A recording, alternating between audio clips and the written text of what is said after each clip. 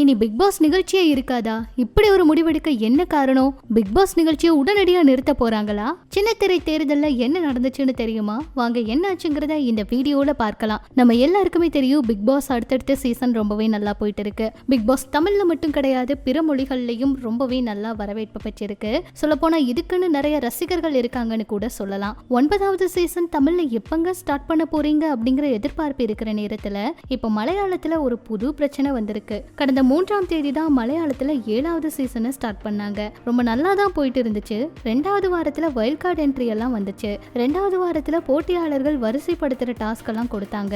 அதுல போட்டியாளர்களிடையே வாக்குவாதம் எல்லாம் வந்துச்சு.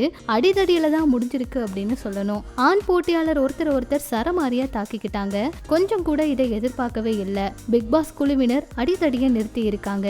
இப்போ பிக் பாஸ் தரப்புல இருந்து ப்ரோமோ ஒண்ணு வந்திருக்கு. அதுல இந்த முறை அடிதடி இப்படி பிரச்சனைகள் வந்ததுனால இந்த நிகழ்ச்சியை நிறுத்த போறோம் அப்படிங்கிற மாதிரி சொல்லியிருக்காங்க.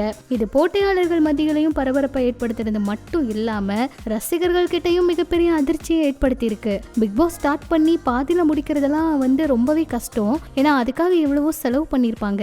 ஆனா ப்ரோமோல இப்படி அதிர்ச்சியான ஒரு விஷயத்த சொல்லியிருக்காங்க.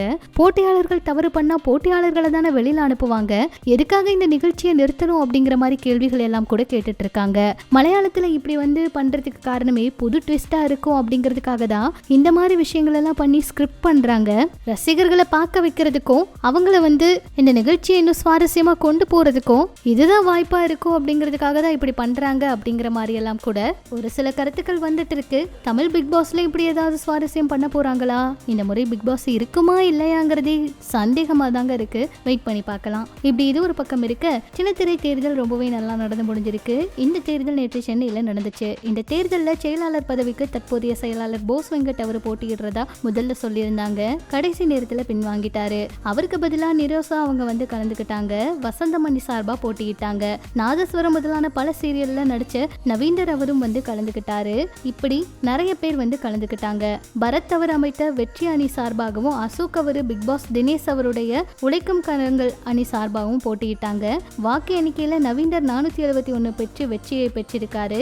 நிரோசா அவங்கள தோற்கடிச்சிருக்காரு. அதாவது கடந்த தேர்தலுக்கு முந்தைய தேர்தலில் 2019 நடந்த தேர்தலில் நவீந்தர் அவர் பொருளாதார பதவிக்கு போட்டியிட்டாரு. அப்ப எதிரணியில போட்டியிட்ட நிரோசா அவங்க தேர்தலை நடத்த விதியை நவீந்தர் மீறிட்டாரு. தேர்தல் அதிகாரி லியாகத் அலி கிட்ட புகார் கொடுக்க, அந்த புகார் காரணமாவே கடைசி நேரத்தில் அவர் தகுதி நீக்கம் செய்யப்பட்டாரு. தேர்தலில் நிக்க முடியாம போயிருச்சு. அப்ப நவீந்தர் தேர்தல் நடத்துற அதிகாரி மற்றும் நிரோசா தரப்புல பேசி விளக்கம் தர முயன்ற போது அப்ப அவங்க யாருமே காது கொடுத்து கேட்கல. இப்ப அவரு போட்டி போட்டு கணிசமான வாக்குகளை பெற்றாரு. அது மட்டும் இல்லாம நிரோசா அவங்கள தோல்வி அடைய வச்சு இப்ப ஜெயிச்சிருக்காரு அப்படின்னு சொல்லலாம். அவர் பேசும்போது, நான் சுயேட்சையா போட்டியிட்டப்ப கூட நிறைய ஓட்டு விழுந்திருந்துச்சு. அதுக்கு காரணம் சீரியல் நடிகர் நடிகைகளுக்கு ஒரு பிரச்சனைனா நான் நேர்ல போய் நின்றுருக்கேன். அதுக்காக தான் எங்க உறுப்பினர்கள் ஆதரவு தராங்க. இந்த தேர்தலையும் என்ன செயலாளரா தேர்ந்தெடுத்திருக்காங்க.